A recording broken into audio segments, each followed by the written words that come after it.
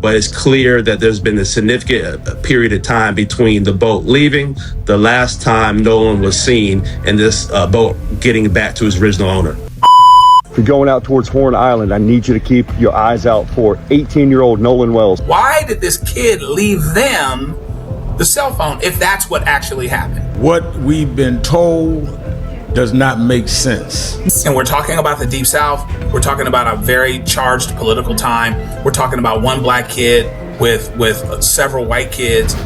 There is a scenario under which there could potentially be something to hide. Welcome back to CaseVault. Today, we examine the mysterious death of 18-year-old Nolan Wells, a 4th of July celebration that ended in heartbreak and a case now surrounded by conflicting stories, missing digital evidence, and growing demands for answers. What began as a holiday trip to Mississippi's Horn Island has become one of the most closely watched investigations in the country. As new evidence continues to emerge, one question remains at the center of it all. What really happened to Nolan Wells? This is the complete timeline of the case. The 4th of July was supposed to be a celebration. Instead, it became the beginning of a mystery that continues to raise troubling questions across the country. 18-year-old Nolan Wells, a college football player with a promising future, disappeared during a beach trip with friends to Mississippi's remote Horn Island.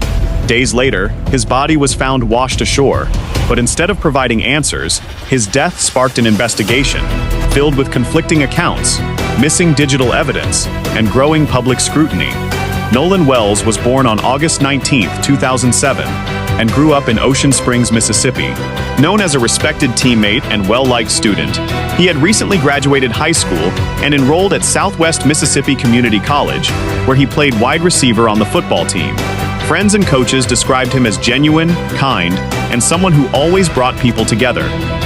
On July 4, 2026, Nolan joined 3 friends on a boat trip to Horn Island, a barrier island roughly 10 miles off Mississippi's Gulf Coast that can only be reached by boat. They arrived around 11:15 that morning and spent several hours enjoying the holiday. According to reports, everything appeared normal until the afternoon, when events took a dramatic turn. Investigators believe the group planned to leave around 3 p.m., but according to one version of events, Nolan decided to remain on the island after meeting a young woman, reportedly planning to return later with another group. GPS records later confirmed that the boat departed Horn Island at approximately 4:31 p.m.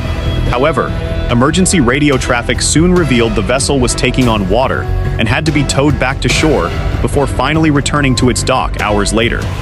That timeline has become one of the biggest mysteries in the case. Several hours passed between the moment Nolan was last reportedly seen and the time the damaged boat finally reached the mainland. During that window, investigators still cannot fully account for what happened. The confusion only deepened as conflicting statements emerged. While Nolan's friends claimed he voluntarily stayed behind to talk with a young woman, the woman herself reportedly told Nolan's family that he had actually left her to return to his friend's boat. Whether those accounts truly conflict or simply describe different moments remains one of many unanswered questions investigators continue to examine. Another mystery centers on Nolan's personal belongings. Although Nolan himself vanished, his phone and keys reportedly remained with his friends. His parents later tracked his phone using the Life 360 app and discovered it had returned to the mainland while Nolan was still missing. For many, that discovery immediately raised questions.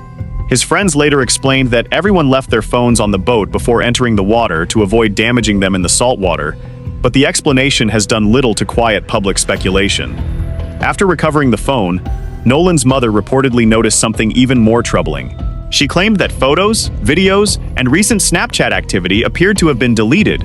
Digital forensic experts say deleted information can often be recovered, and investigators are expected to conduct a detailed forensic examination of Nolan's phone, alongside devices belonging to others who were on the island that day. As the evening turned into night, Nolan never returned home. Shortly after midnight on July 5th, his mother officially reported him missing. Search crews, volunteers, and the United Cajun Navy immediately launched an extensive search across Horn Island and the surrounding waters, while social media quickly spread Nolan's missing person alert across Mississippi. The search ended tragically on July 6th, when park rangers discovered a body along the northwest shoreline of Horn Island. Authorities soon confirmed the remains belonged to Nolan Wells. His family described the loss as devastating, while his college released a statement remembering him as an outstanding student, athlete, teammate, and friend whose life ended far too soon. Initially, the Jackson County coroner reported that there were no obvious signs of trauma and stated that foul play was not suspected. However, that early conclusion immediately drew criticism from legal experts and Nolan's family, who argued that investigators had reached conclusions before completing a full forensic examination or reviewing all available evidence. As questions mounted, the Wells family retained nationally known civil rights attorney Ben Crump to conduct an independent investigation. Alongside a second private autopsy, Crump announced that independent forensic experts would participate in the examination of Nolan's phone to ensure complete transparency throughout the digital evidence review. The investigation soon gained national attention.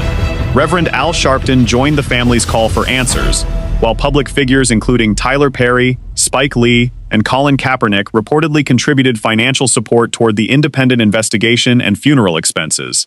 Under increasing public pressure, the Jackson County District Attorney confirmed the case would eventually be presented to a grand jury once investigators completed gathering evidence.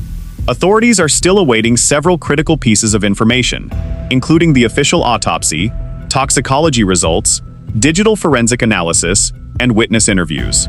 Investigators continue examining GPS data, emergency communications, surveillance material, and electronic records to determine exactly what happened during the final hours of Nolan's life. The case has also generated widespread online speculation after a video surfaced showing an unrelated fight on Horn Island. Friends insist Nolan was not involved in that altercation, while investigators continue reviewing the footage alongside other digital evidence. Meanwhile, several people connected to the case have reportedly received death threats, prompting the FBI to assist local authorities with both the investigation and online threats. Despite weeks of investigation, the central questions remain unanswered. Why did Nolan become separated from his friends? What happened during the unexplained hours before the boat returned to shore? Why did conflicting accounts emerge about his final movements? And will the forensic evidence finally reveal whether Nolan Wells' death was a tragic accident or something far more sinister? For now, investigators continue searching for the truth, while Nolan's family waits for the answers they believe their son deserves.